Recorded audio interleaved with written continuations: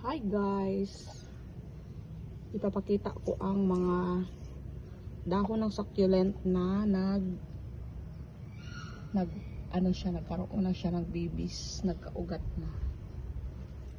Ito siya, kalimutan kong pangalan nito. Ito yung mga dahon niya guys.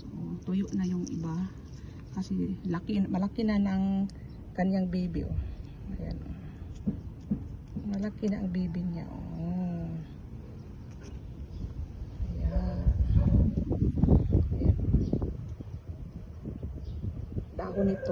Dahon nito ang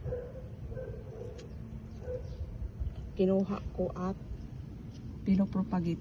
Yung iba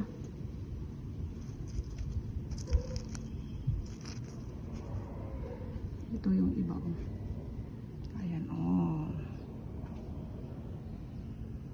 may ugat na siya guys,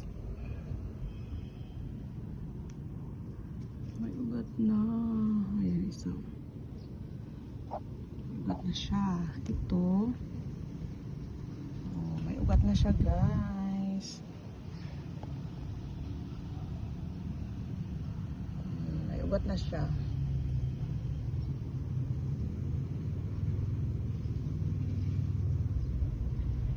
Ito, tingnan natin. Wala pa siyang ugat.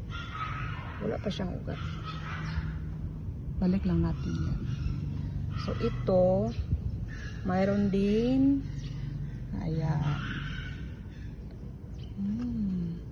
Hindi lang natin tanggalin kasi kumapit na yung ugat niya dyan sa lupa. Ayan. Dalawa sila. Ayan. Magharap pa tayo kung saan pa. Ito. Ito guys. Ayan. Malaki na yung babies ng kanyang dahon. Ayan. Ito din siya. Ito yung dahon niya. Pag matanggal na yung mga dahon nila, ayan, magkaroon sila ng baby. Ayan. Wala siyang ugat. Wala pa siyang ugat pero may dalawa na siyang dahon. So, ibalik natin siya. Dito natin siya ilagay. Ayan. Ayan, dyan. Ito lang yung natira ko mga succulent. Ayan, ito lang sila. Ang haba na niya. Para na siyang hangin. Succulent. Ayan.